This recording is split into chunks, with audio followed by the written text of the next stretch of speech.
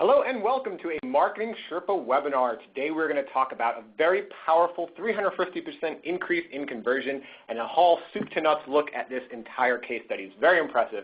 Before I introduce you to our main speaker, I wanted to thank Vocus, the marketing software, for sponsoring this webinar and making it free to you. So I am Daniel Burstein. I'm the Director of Editorial Content here at Mech Labs.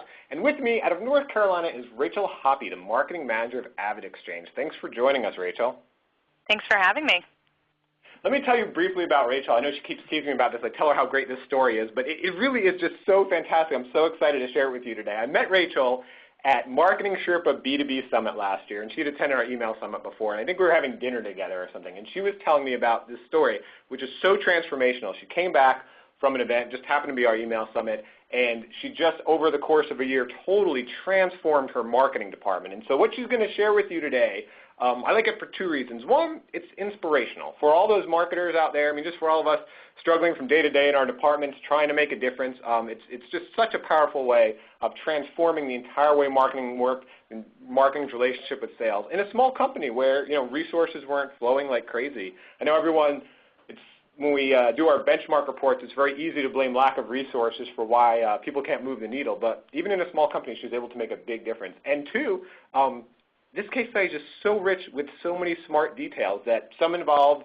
a marketing vendor solution, and some she was able to just do with an Excel document. So with that, I'm going to turn you over to Rachel. Now, again, she's got so much here. In only 30 minutes, I want to dive right into it, but she's not going to be able to go deeply into everything. So we are tweeting on hashtag #SherpaWebinar. You can see that at the bottom of your slides. That's the way you can ask us questions. You can share your own experience. And I will tweet. We did write up a full case study on Marketing Sherpa about Rachel's story, so I will tweet that through the hashtag #SherpaWebinar if you'd like to hear more about it. But with that, I want to turn it over to Rachel and ask Rachel, tell us a little bit about AvidXchange. Give us a little bit of background.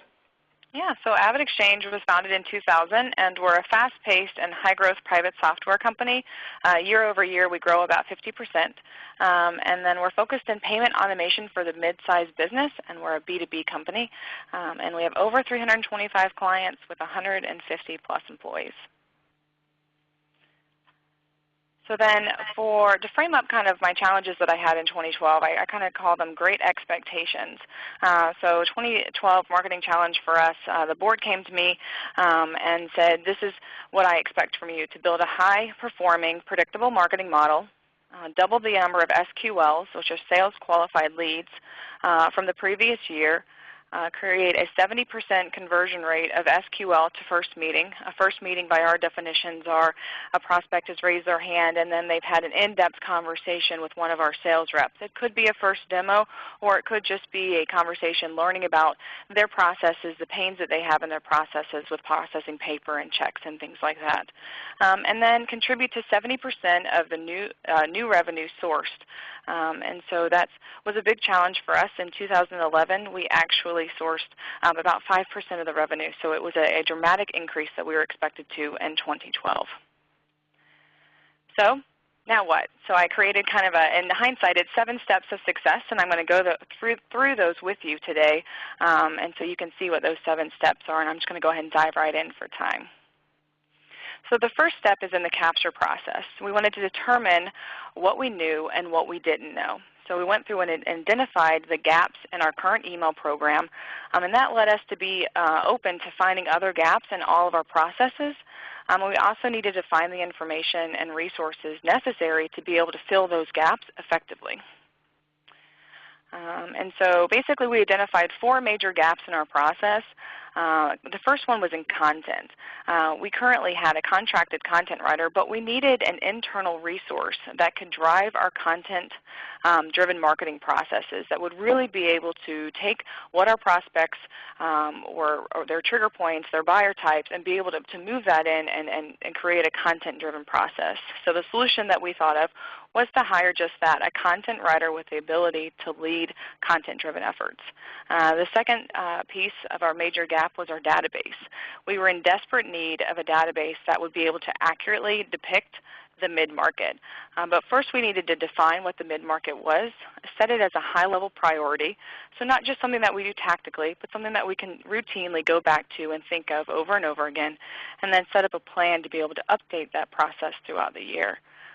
Then we created website effectiveness was our third big gap. We had just spent in 2011 time redoing our website. We had a brand new website, but we needed to be able to have visibility into the actions that our visitors were taking. So our solution was we implemented a marketing automation solution, as well as did other process along the side to be able to track the activity of those prospects, clients, and such. The last thing that we identified was sales involvement. We actually found that our sales reps did not value the marketing SQLs that we sent them in 2011, and we had a lack of communication through those to the departments to provide feedback to us. So we needed to be able to find some way to create higher quality leads coming through the process and then create a way to have the sales reps have timely feedback. So then that's kind of the first step that we went through. The second step that we went through after we identified the gaps in our process was identifying a plan of action. And so what I did is I attended, like Daniel mentioned, the email summit in 2012, which is in Las Vegas back in February of 12. And so then I immediately came back and pretty much did a brain dump on my entire team. And for 4 hours we just sat there and said, hey, this is what I learned. This is what I think we are. This is what I think we can improve on. Let's brainstorm together and make sure we're all on the same page. So we built alignment with the team as well as bringing my knowledge back.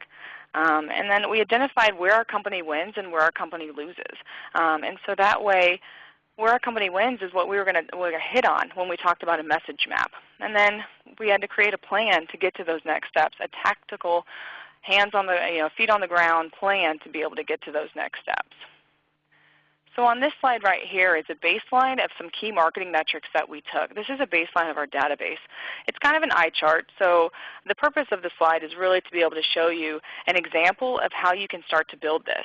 And this slide is actually built all in an Excel file. There's nothing really fancy about it. It's down and dirty, quick and easy. Here's our metrics that we have. Here's what we've done. And so that's kind of a slide that you can do for your own metrics as far as when you need to baseline those KPIs. Here we go. The second one was a messaging map on, here again, where and why we win. So we created a messaging map for each one of our individual solution sets, and we said this is where we win, and this is how we do it. So then let's go ahead and start building messaging around that for that content-driven process. So those are just a couple of examples. The last one was building that feet on the ground plan. Here's our Outbound plan program. Here again, it's in an Excel file. It's just something that we put on. We put the number of resources that were needed, the number of tactical things that we wanted to do, and then a status level. Was it complete? Was it not started? Was it still in progress? Well, Rachel, while you're going through some of those KPIs and you're about to tell us about the dashboards you build, we did ask for some questions from the audience before Sherpa Webinar, and you can ask more questions if you have them right now using hashtag Sherpa Webinar. One of those questions was David, and he wanted to know about KPIs for email marketing, how you determine them and how you track them. Do you have any insights there, Rachel? Yeah, so what I would recommend is starting with your outcomes that you're looking for. So a couple of the KPIs in our marketing process was an open rate for our email program, a click rate for our email program. On our website, our KPIs were the number of filtered traffic, or filtered visitors that you have coming to your site, so the traffic on your site. And then we also did the conversion rate of our site. So where is our conversion rate percentage sitting? And then it went in and on specific pages build out that conversion rate as well. So what I would say is just figure out as a business what your key objectives are and what your outcomes that you need, and then build back metrics so that you can be able to provide insights to those outcomes.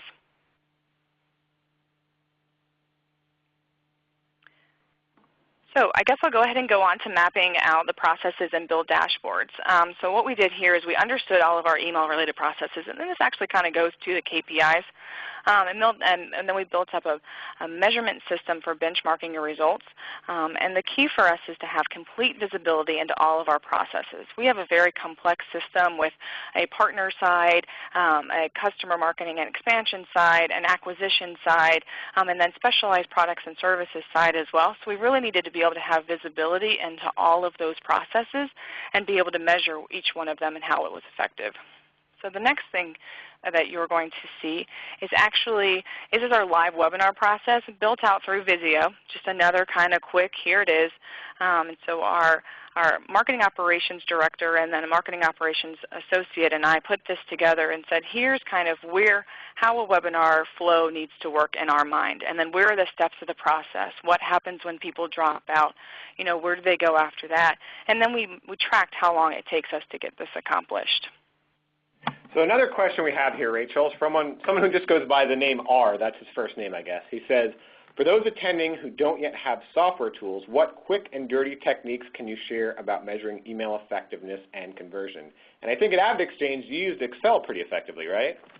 We did, yes, and we do have a software tool for emails. We have a marketing automation system, but what we did in the beginning when we didn't have that is we just took an Excel file and we said, here's our current open rate, here is our click rate, here's the subject line that we're going to test, and really mapped out kind of an A/B testing optimization plan, and then used Excel to help us with that. Actually, the screen that you're looking at now, building a marketing effectiveness report, this is actually in Excel. So you can get as fancy as you want in Excel.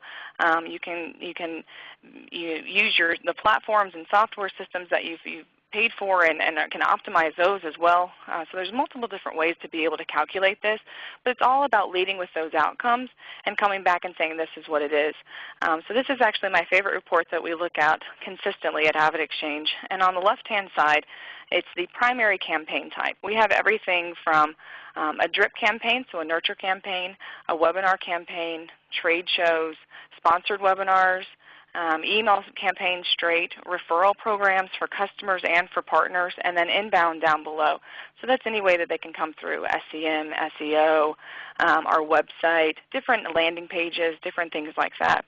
And so what this shows you is every single process and stage inside of our funnel. The things that you see in brown are considered a first meeting. That's where we track effectiveness. If an SQL in our book makes it to first meeting, which is that brown area, then marketing did a really good job with that lead because it was highly qualified. It was a prospect that was looking for something, had pain in their system, had time and sat down 15 minutes with our sales reps to talk about the process with them, and then moved on into the funnel. And so that's kind of what my favorite report, and it shows you which campaigns are the most effective so that you can direct your efforts. So I think the fourth step in the process is to expect starts and stumbles. I think you kind of have to realize that it's going to be okay if you don't have all the answers, and you're not really expected to have all the answers right off the bat. I kind of like marketing because it's a way that you can, with an A/B testing plan, you can kind of fail a few times and say, oh, we were just testing. But it's true because you need to be able to have those areas where you can say, that didn't work out well for me. So I'm going to go through an example of that with you now. So this is my all smoke, no fire email survey to lead campaigns. We ran these campaigns for about 6 to 9 months. We tried everything. And so the basic gist of an email survey to lead is that we would survey them, just getting market research, and then we would ask them at the end, would you like us to follow up with you about a solution provider? So that way then they would become an SQL. We tried incentivizing them to take these surveys through a donation, through a case study or book, through monetary amounts with gift cards, and we ended up spending probably about $10,000, $15,000 in Starbucks cards. It was a lot of money, and it was all smoke, no fire. We got a lot of people to raise their hand because they wanted a Starbucks card, not because they were actually interested in what we were providing them. So the result, after months and months of testing and trying to change and trying to figure out what was going on, we decided just to cut our losses and run. So that's kind of one of the things that you're going to expect those starts and stumbles. This is my favorite. You invested, in that example real quick, you invested a lot of money in incentives. Sure. Another place a lot of marketers invest a lot of money is in buying lists, right? It's a lot easier to buy a list than to build it. And Raphael wanted to know, what is the best way to incorporate a purchase list into your email marketing campaign and not be seen as spam? Yeah, so that's actually a tough kind of question. Best practices are, as far as kind of what I've learned over the time, is to actually have an opt-in campaign for those, so that you're not technically buying a list. But if you've already gone ahead and bought one, a marketing research idea like this would actually be pretty beneficial for you, because then you could go out and you could research, and then have people come back and say, this is kind of why I reached out. I would always err on the side of, if you can sponsor something, so sponsor a webinar or sponsor a trade show and acquire the list that way, you're going to be a lot better off than actually purchasing a dead list. And I'm actually speaking from experience. We actually went down that path in 2011 of trying to purchase lists, because qualified names are hard to find, but you would just want to make sure, if you're going to do that path, that the quality of that lead is there, as well as they have some sort of guarantee incentive, or guarantee, on the list that you're purchasing. So I hope that helped you. And when you showed us your dashboard a few slides ago, Inbound was broken out separately, so it looks like you're also trying to build your own list as well, build a house list with your content. We are definitely.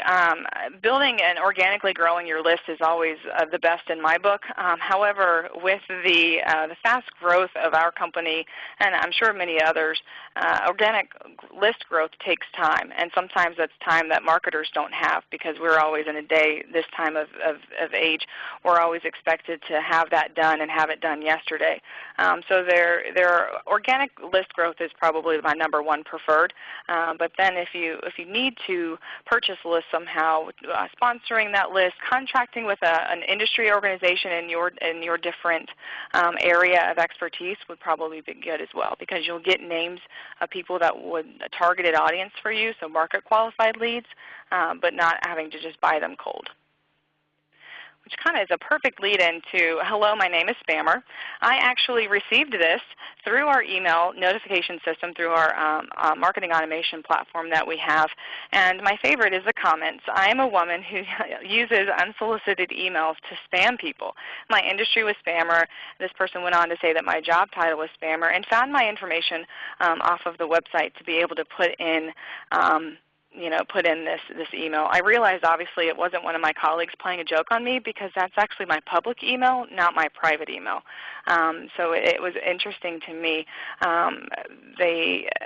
The gist around the story is, we were actually in an opportunity with this person's company and got his name, but probably could have done a better job notifying him that we actually had his name and we're going to be sending him marketing material, and this person was not too happy. So to remedy that situation, I just picked up the phone and I called him up and I talked to him, had a good conversation, and explained the fact that, hey, I'm not a spammer, I'm a real person, I have a job just like everybody else does. Apologize that we got our wires crossed on that, and kind of continued on about my day. But it did have a pretty good laugh across the department. So my advice would be just to have some humor and have a little fun. I love those examples, Rachel. Thanks for being open enough to share negative examples too. I think when we show these case studies, you're going to see some great results, but we all have to admit that sometimes you fail a little along the way. So as we're getting into talking about measuring and optimizing, we have a question here from Myro. I believe that's how you pronounce it. He says, I get pretty good open rates but dismal click-through rates. What am I missing? Do you think the opens are false positives for things like Outlook auto preview or looking at emails on a phone? Yeah, so great question again, and it's a struggle that we had at AvidXchange. We would get great open rates, especially with those email survey to leads, but perhaps not as good click rates.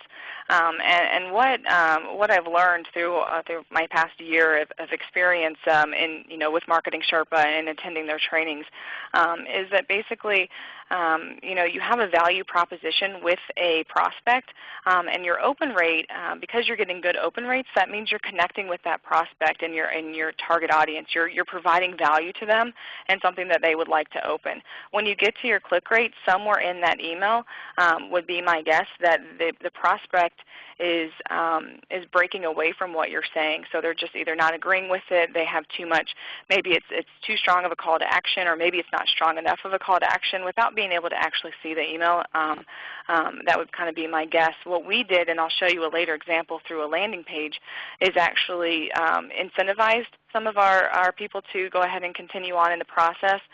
We also gave them a little bit of there's a kind of 5 elements of a value proposition: appeal, exclusivity, clarity, and credibility. And so we actually just assured our prospects that we were credible because we had just landed on the Inc. 500 5000 list of fastest growing companies. So we saw a big jump when we just added that small logo on there. So somewhere in your value proposition, a prospect is having a disconnect with you, which is kind of some of the low click rates that you're receiving. Most email platform softwares that you use now would be able to notify or be able to detect if it was just an auto preview, in my experience. But obviously, I'm not as familiar with all email platforms out there. So I hope that helped you. So I'm going to go on to step 5, which is measuring and optimize. So what you wanted to do here, or what we did, is we determined the success of each element of our email marketing program. So for example, we determined the success of what would be successful in an open rate, what would be successful in a click rate. And so we just wanted to make sure we knew every single piece of that program. Then we identified and learned from our leaders and laggers. An example of this that I don't have in my PowerPoint is actually rich text email versus HTML-based emails. We found some success in different industries, especially in the financial industry, that rich text emails played better than an HTML email was. And it's usually because the email deliverability on that email was better, and so it would get through. The other ways that rich text kind of outperform, in my experience, HTML is when you're trying to send more of a personal email. So if you have a rich text-based email, it's more personal in some cases, and so you can send that one from like a sales rep in a nurture program, but an HTML one might come from a formal marketing department inviting you to a customer event or letting you know that we're going to be at a trade show. So those are kind of some of the leaders and laggers that we identified, and then we basically focused our resources on the key drivers that we thought were going to be able to help us. So the next slide that you see here is actually from our inbound program, measuring our traffic and conversion rate. Here again, it's an Excel file, but we wanted to really be able to say, here are all the visitors that hit our site in the given week. Here are the number of people that are our clients that log in. Here's our filtered traffic. So in this given week, we had 40% filtered traffic with a 1.34% conversion rate. And so we always want to keep our eye on the 2 key levers, which is traffic and conversion. How can I increase my traffic to get more people hitting my site to where that 40% becomes 45, 50, 55? And then how can I increase that conversion rate so it becomes 1.5, 1.75, 2%? And so that was kind of our biggest key levers that we focused our key drivers, I would say, so we focused our resources there. And keep this in mind, outbound programs drive your inbound traffic and conversion. So one thing that we did, another start and stumble, is we realized our inbound quality of leads were so much higher than our outbound programs, so we focused a lot of attention on there, but slowed up our outbound programs and then saw a correlation of our inbound traffic slowing. So your outbound programs can prove 2 different methods. One is to attract the leads, and then 2 is to push people to your actual site so that you can grab them on inbound. So then the step 6 is to test and learn. My advice is test everything. Even if it seems small and trivial, it might actually make a big difference. So test everything. And we start with content optimization. The basic reason that we started with that instead of graphical was because it was cheaper. We already had an in-house content writer. We could change a subject line or a landing page content quicker than we could hire somebody or get our graphics team to be able to update the graphics and the changes and implement those after testing them. So we actually went with content optimization first and really was able to say, yes, this is the content that drives our prospects to take action, so now let's optimize that content through graphics. And so then we always would run an A/B test to be able to continue to learn and optimize, and we're creating more rigor in 2013 with that process. So here's an example of a testing landing page layout. Control is on the left, and so you can see the layout. It's the same content, but you can see the layout there. And then treatment A is on the right.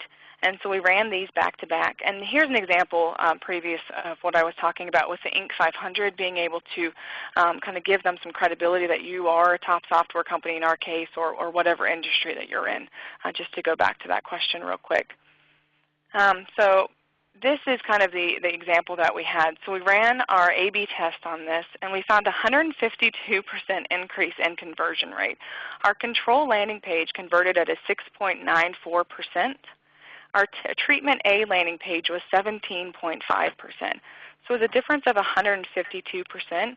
And what we learned is we needed to be very specific and get to the point on what we were talking about with our landing pages, and I definitely think the better graphics helped. Rachel, that's fantastic. Very impressive conversion rate increase. We had a question from Tom here about how are you defining conversion rate? Yeah, so my conversion rate and how I define that is when somebody takes the action and converts on the actual page.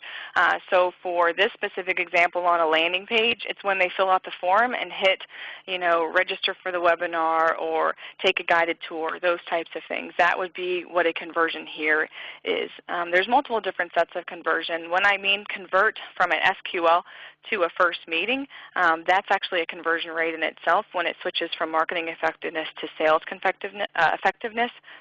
So those are a couple of different examples of conversion rates. But in this specific example, it's when somebody actually fills out the information on the landing page and converts to an SQL or a sales qualified lead.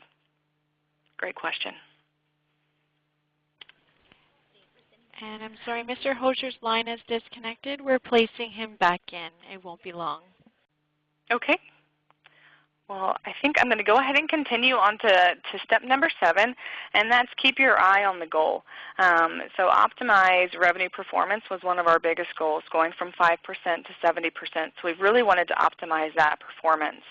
And then the other was collaborate with sales. I identified earlier that one of our gaps was that our sales reps didn't find value, and we didn't have a way to have a process for them to provide feedback. And then the other one, as far as keeping your eye on the goal, is work backwards from your SQLs to determine your prospect, your target prospects, and your nurture programs. So basically, those SQLs are they're like little gems. They tell you a lot of information about themselves, as well as about kind of where they came from, their referral site if they came through inbound, the actions that they took on your website, so you can kind of see starting their buyer patterns and what makes them tick. So that's kind of some advice there. Here's a lead plan. So this is basically how I worked my entire, the entire process last year. Is I had a marketing lead plan. I said, here's our outbound programs and our inbound programs. Here's our program mix, and this is the results I expect to get to it. Behind that is an assumptions plan. So this basically says I identified my confidence level in my plan. I identified the areas of risk that I could have in the plan. I also identified my learnings from 2011 and what I was going to do in 2012. So that way, when somebody looked at this, they saw the numbers, but they also saw the reasoning behind the plan. And that's how I went back to the plan every time, and I figured out, okay, where are we? What are we doing? How are we performing against the plan that I outlined at the beginning of the year? So that's just an example that might help you stay on track. Thank you, Rachel. In just a moment, I'm going to ask Rachel her top 4 tips along with a look at the results of this case study. But first, we wanted to thank Vocus for sponsoring this webinar and making it free and tell you a little bit about Vocus. The new Vocus Marketing Suite delivers success. It's a powerful next-generation marketing experience that gets you leads, sales, and new customers through social, search, email, and publicity. It pinpoints Twitter users who are looking for a product or service like yours and helps you engage with them directly. Vocus turns your news into content marketing that builds visibility and attracts customers on news sites and search engines like Yahoo, Google, and Bing. It connects you directly with customers and new prospects through integrated email marketing, and Vocus delivers press opportunities straight from journalists and bloggers who want your story or for an expert source right now. It does it all in one smart suite that streamlines your marketing and tracks your results. Take an online demo and discover what Vocus can deliver for your business at vocus.com/marketing. I also want to tell you that next week we will be in Email Summit 2013 in Las Vegas. It is not too late to get your ticket. As Rachel said, Email Summit last year is one of the things. She was an attendee there, and I helped drive her success. And this year she will be on stage with me, and you can learn more about this case study. And you can also meet her at one of our many networking events. But Rachel, tell us, what are your top 4 tips for the audience? Yeah, so my top 4 tips for staying focused and being able to win as a team, for my experience, was to be able to collaborate with sales. Sales are in a unique position that they hear everything that a prospect says, and they actually will be able to play it back to you. So they'll be able to play back the top questions that that prospect asked. They'll be able to play back the experience that that prospect had on the website, how they heard about us. And so if you provide sales with a non-threatening way to provide marketing feedback, good, bad, and ugly, and then be open to hearing what they have to say, you'll be one step ahead of the process. And that's something that we learned quickly in 2012, is we just had to sit down and said, hey, what's working and what's not within the 2 departments? And then that's how we found out that our sales reps didn't value the lead quality that we were sending over to them, and we reworked the plan. So collaborate with your sales team. They have very valuable insights into kind of how the process is working and why. That brings me to my second tip. Always ask why. I think my team seems like I'm a broken record sometimes, because I ask why a lot. Why? Why is this like this? Why is this way? Why can't we do this? Why not? And so I just keep asking the word why, and it forces you to slow down and to listen to what's going on. And also, by the time you ask it 2 or 3 times, you'll start getting to the root of the problem. So that's kind of a tip to stay focused. The third tip is to take time to stop and analyze the data. I am a data junkie now. I was not about 12 months ago, but now I love data. It really gets me excited because you can look through it and you can find these little gems of things that you would have never thought about. And if you don't take the time to look at the data, it's not going to be able to tell you what it found. And then when you're overwhelmed, stop, breathe, take in what you've accomplished, and then dive back in for round 2, 3, 10, 12, 25, however many rounds you have. But just take a minute to stop and to go back and see what you've accomplished. I actually keep a cheer folder or an accomplishments folder in my email box, and whenever I start to feel overwhelmed, I just go back in there and I look at that. And it's notes from other team members, notes from departments, really great results that we got one day, and that keeps me motivated to stay focused in what I'm doing. So that would be my 4 tips. Then the next thing is, so what happened? All of this effort and all of this year, basically 2012, we increased our SQL volume by 105%. We were asked to double the volume, and we did it. So I'm very excited about that one.